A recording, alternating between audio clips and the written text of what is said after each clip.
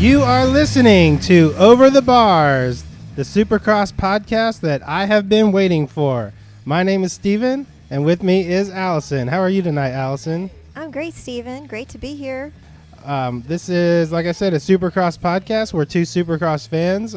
We both like and listen to a lot of podcasts. So we thought we'd go ahead and create one ourselves.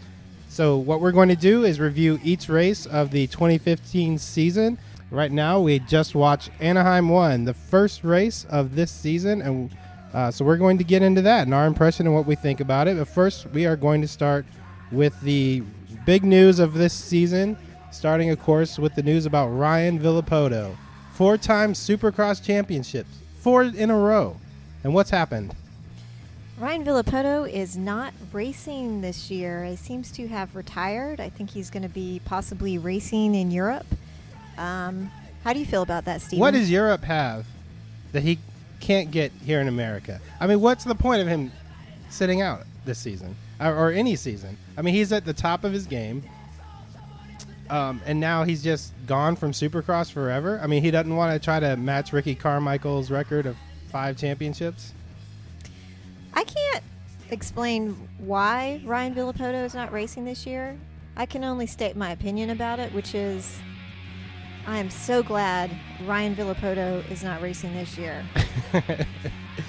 He is kind of the villain of Supercross, not because he's really a bad person, but because he's just been unbeatable. Well, he's kind of like become the RV bot, I think. He's just sort of a well-oiled machine at this point, and so it kind of takes the fun out of the racing when, you know, he gets up there and just shoots ahead immediately, and it's just a foregone conclusion. Oh, Ryan Villopoto's racing. I wonder who's going to win tonight. Yeah, when he gets the whole shot, it's all over. Nobody ever catches him. No, and so the race is over. It doesn't help that, I mean, honestly, he doesn't have a lot of personality, so it's hard to root for him. But it's really fun. I'm sure he's a really nice guy. I'm happy for him. I think he's an amazing racer, but it's hard for me to cheer for him. It's hard for me to feel any sort of connection to Ryan Villopoto. But with him gone now, who do we root against? I mean, doesn't it just make it more fun when, say, like Davey Millsaps is having a great season, or, you know,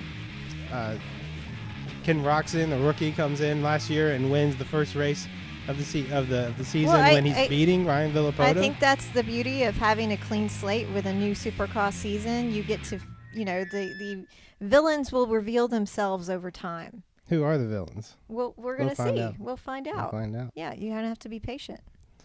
Well, I'm looking forward to finding that out. We may have a few villains already emerging for this year, at least in the 250 class. But first, let's also say the other absence from the Supercross season this year is going to be James Stewart.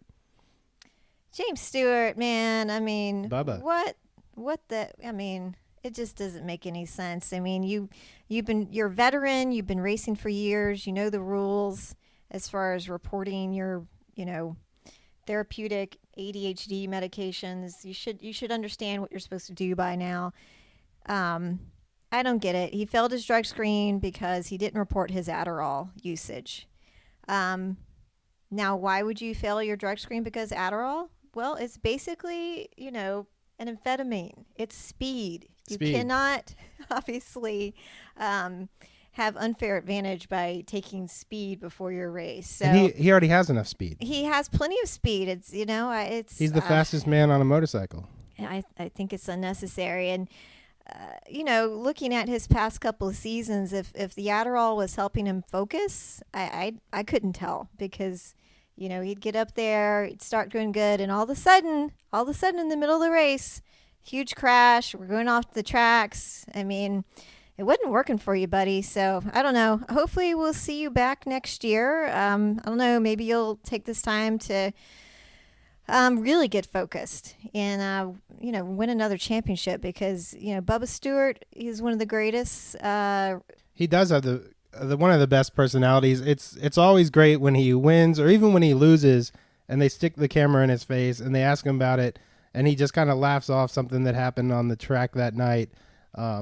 Just kind of that, gives that big smile. And of course, you always see his dad creeping up behind him, patting him on the back or hitting him on the head or doing whatever. So this is, like Villapoto being gone, this is, in my view, a big loss to racing because he's a guy that you always kind of want to see win. You always want to see him race. But, enough about this pre-race stuff, enough about the people who are not racing. I'm ready to talk about the people who are racing. You ready to talk about the 250 race? Sure, the 250 class. All right. These were good races. The winner, Jessie Nelson. Who is Jessie Nelson? Yeah, that's the big question. So I don't know who he was. They say that he raced last year and finished 7th, I guess, in the West Division. Honestly, I don't remember him. But it is exciting to see that a new racer, a new baby face is stepping up, winning the first race. That's what's fun about the 250 class is that it's always somebody new there that's coming in, can win a few races, and then we can follow his career as he moves up to the 450 class. Yeah, looking forward to see what he can do. I didn't find him a very exciting racer, but we'll see what he can do and see if he can show some pizzazz, show some shine out there. Next pizzazz, time. Other than spelling his name Jesse with a Y. Other than that. Yeah. That's some pizzazz right there. Well, but the big drama of the night. There was some drama. Yeah, big drama was the Bowers Osborne collision. Yeah, I would say it was maybe more Bowers kind of shoving Osborne off the track. That's what he did. Yeah, the second heat race, they came together, and when asked about it later, Bowers did have a few things to say. Apparently, he did it on purpose in retaliation for an earlier little collision that happened during the start. But here's what Bowers had to say. Yeah, 2 years ago I came in at the end of the series and I wasn't trying to ruffle any feathers. Now I'm here and nobody's going to push me around. So he's not trying to ruffle any feathers. Is that right? I guess so. But he is trying to break somebody's wrist or thumb. It was a thumb, right? I think he tried to sharpen someone's pencil. Yeah, he tried to sharpen someone's pencil, but he ended up breaking Osborne's thumb. Yeah. Well, you that's what happens in Supercross. You got to get aggressive sometimes to win a race. I'm not mad at Bowers. I'm really not. But Osborne, he came back strong. Yeah, I like that, the aggressive racing. I mean, it's fun to watch as just sitting at home on TV. But what's even better is, and this might be the villain that's emerging, at least in the 250 class. I mean, that'd be great for Bowers to be the villain. He's already an arena cross champion. He's on pro circuit, isn't he? So they're always the villains of the 250 class. Yeah, it's true. But the best part of that whole thing was that Osborne came back in the main event and beat Bowers. Osborne finishing second, Bowers finishing third. I mean, is that justice or what? Yeah, it's definitely justice. So for that reason, I am giving Bowers what we are calling, I'm giving Osborne what we are calling the Platitude. The Platitude is an award that we're going to give out every week. It is just kind of an empty award that means nothing. It just means congratulations, we like you. Here is a Platitude. So congratulations to Zach Osborne for winning the Platitude. Well, and I think it's great for him to win the Platitude this week. I do have a small caveat. And that caveat being that when Osborne was up on the platform and being interviewed by one of our Fox announcers, Jenny Taft? Jenny Taft. I was trying to think of her name. At Jenny Taft. At Jenny Taft. He kind of seemed kind of angry. Looked like a little bit like he'd been crying, and so I think he just needs to kind of keep his composure a little bit better. I know these are really young guys, but it's not like they're 8 years old or anything. So, next time just kind of man up a little bit. All you have to do, is beat somebody in that situation, and that's it. You don't know a lot of emotion afterwards. Just kind of, it takes a little bit of the edge off of it. So anyway, that's just a small, just sort of advice to Osborne that I have. Excellent. So let's move on to the 450 class. The winner, of course, being Ken Roczen. Of course, the German rider who came in last season, won a couple races, including the first one at Anaheim 1 as a rookie in the 450 class. Or had he raced in the 450 class before? Yes, he has. He had done some fill-in, but this was his... I know that this last year was his rookie season. Right. This year, he's got some experience under his belt. I'm expecting him to win a lot of races this year. Yeah, I mean, I definitely think he's going to be one of the contenders. He's always looked sharp. He's always looked fast to me. He's not my favorite rider. I tend to go for the American riders over the foreign riders. But I do think he's a really, really good racer, and he's fun to watch. It's true. Yeah, and he pretty much had the lead the whole time. I mean, they didn't give him the whole shot. They credited the whole shot to Alessi. But Roxy, he just jumped up, and I think definitely by the third turn, he was in the lead, and he never looked back, and nobody even came close to catching him. It wasn't even competitive at that point. What do you think about the whole shot? I had a lot of confusion watching the coverage about who was getting the whole shot. I mean, they've added that, that bar on the left side of the screen that kind of shows the race standings as we run. It used to be a scroll, but now it's like that bar that's constantly updating. It was really hard to tell what was going on. Let's talk a little bit about the Fox coverage. The side scroll. I found the side scroll helpful because instantly you could see, right. Where the rider stood. Yeah, although I have no idea how accurate it was, but it appeared to be accurate. But I will say it's going to definitely take some getting used to, because I kept getting distracted by it, and I found myself looking at the side scroll rather than the race, especially being on the left side, because it's almost like they're racing into the side scroll. So I probably would have put it on the right side of the screen personally.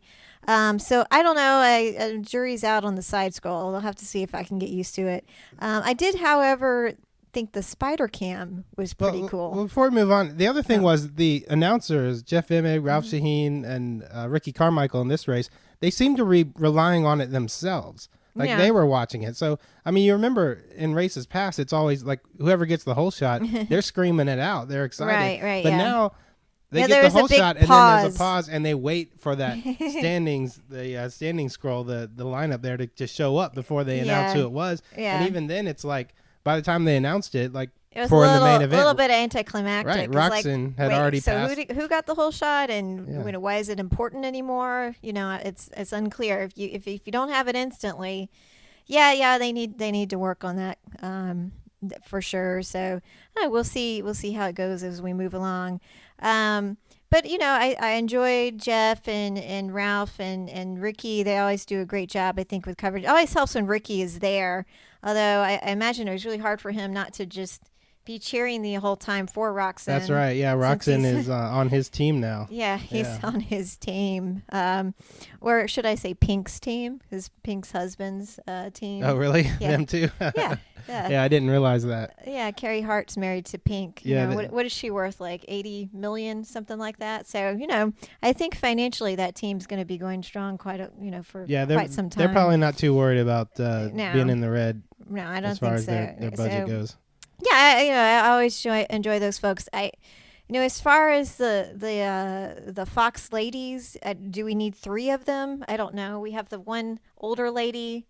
older woman. Jamie Little. Yeah, she was just kind of the host. Kind of up on high. Yeah, she's like the Fox Sports she's like host. on the pedestal, kind Right. of, you know. Yeah, she does other shows as well, I think. They don't always have her there. I think maybe because it was the first race, or maybe they do, and we just don't notice. I don't know. I don't remember. And then there's a younger version of her who That's Jenny Taft. Yeah, who does the interviews, right? Yeah, she's been doing it. This is her second season. Yeah, I do miss the speed. Who was it? Aaron Bates, yeah. Aaron Bates. Yeah, Aaron Bates and her distressed jeans. Yeah, wore the same thing every race. You could always count on her wearing those same jeans and that like black kind of like poncho. pullover. Yeah. Like Yeah, so I miss Erin Bates. You know, it'd be nice to bring her back, but instead we've got the Fox mannequins, which, you know, okay, and then we've got the Fox mannequins and we've got the Monster Energy bimbo bots. So yeah, obviously this is a man's game. That's all I can say.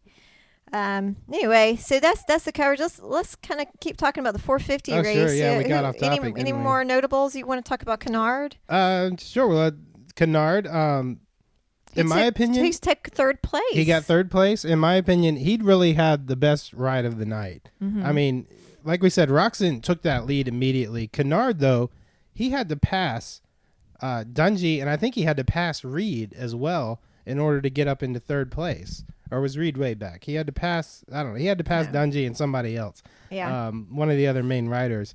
Yeah, Reed was way back. But he's really the only one of the, these main riders that had to do that to get into contention there. So, I mean, I thought he was racing great. We haven't seen a lot of Kennard the past few years. He's had a lot of injuries. But he's won races before, and I'm excited that he's back.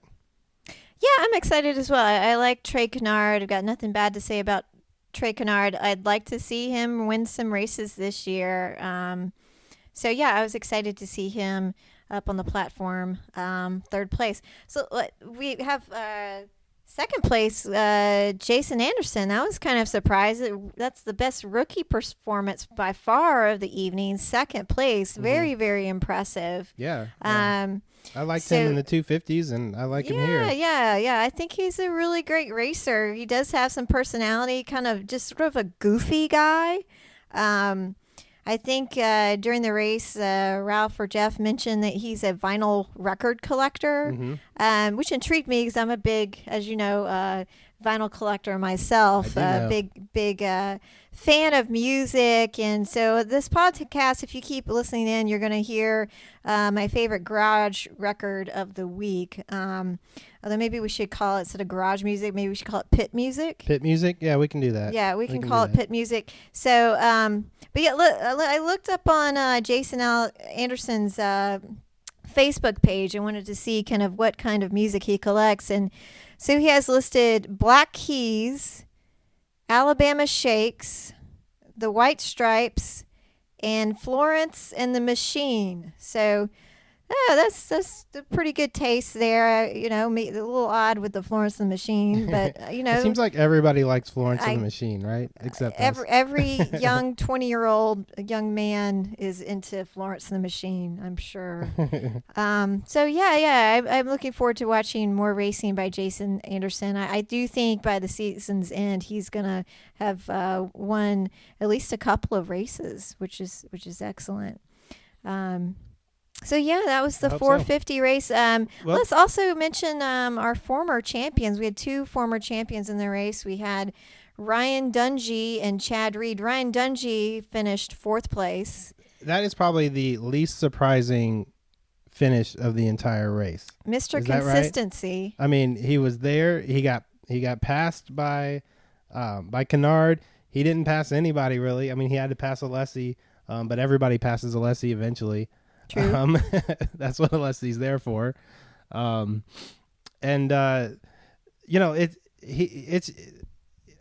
know we like Dungey, but he's got to be just one of the most like boring riders out there. I mean, he's so safe. There has been a couple races where he's like showed some attitude, and it's great when he does that. But it's like unless he gets that great start behind, a rider like Alessi that he's bound to pass. unless if there's any one of the top riders are in front of him, he never catches up to him. Yeah. So his only way to win is to get that great start and have everyone else be behind him. That's at his the beginning of the strategy, race. though. He's more of a chess match for him. He just kind of sits back and watches other people make mistakes and takes advantage of it. But if no one makes any mistakes, then he's going to end up in fourth place because he's not aggressive. He's not willing to take chances. He's not willing to take risks. And quite frankly, I'm not sure that if you don't do those things, if you can really become a champion. So I think in the 2010 season when he became champion, he was a little younger. He was, he was a little less safe in his racing. So Right. I don't know if we'll ever see Ryan Dungey champion again. I'd like to see it, but he's going to have to take some risks. Yeah.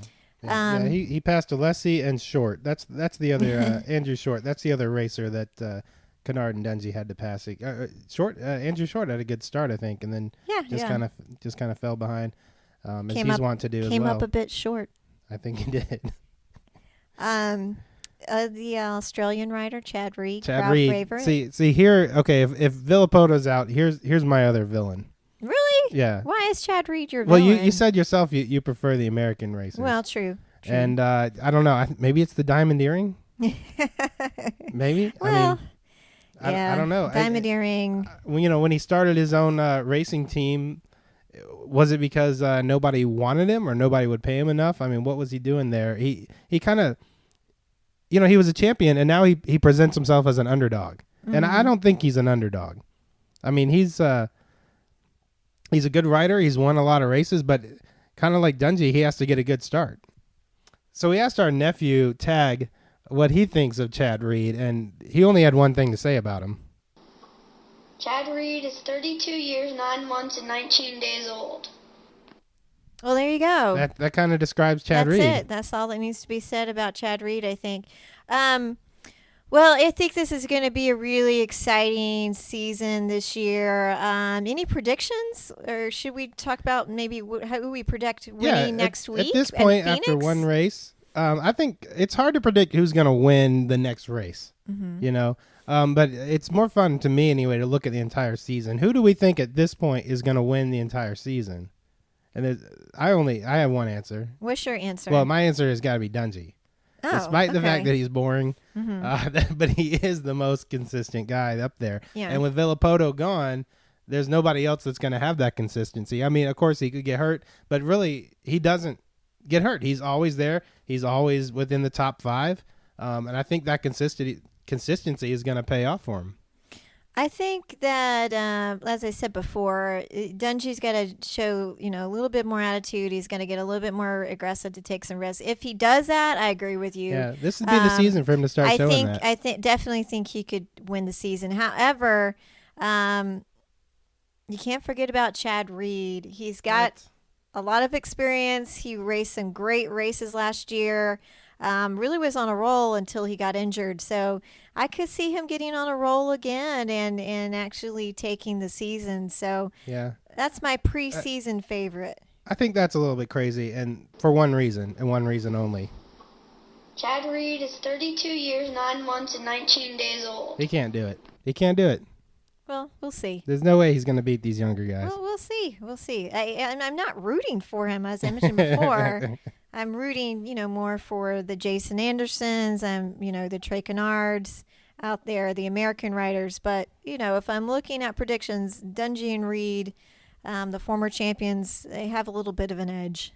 So next week, Phoenix. I wonder how things are going to look in Phoenix next week. Let's check in with Mem, and let's get her weather report. Well, next week in Phoenix, Arizona, the weather might be strange. Instead of a dust storm, you might see a snowstorm. Uh-huh. That polar vortex could make it on down to Phoenix and lower those temps. Go motocross fans. Okay, thanks, Mem. That's Mem's weather report. We'll be checking in with her this season to make sure we can prepare. Do you think polar vortex might affect the outcome of the race a little bit? I would love to see a race with a polar vortex. Yeah, they got to keep Definitely those hands warm. would add some excitement. Yeah. We'll see Osborne Yeah, crying with his frozen hands. My mother is a very intuitive person, Mm-hmm. so I definitely would pay close attention to her predictions with the weather. So you guys, you might want to bring your Gore-Tex jackets and gloves next week, and we'll see what happens. We'll see if she's right. Mm-hmm. So the other thing that I would like to look forward to the Phoenix race is getting our friend Jeff to join us to watch the race.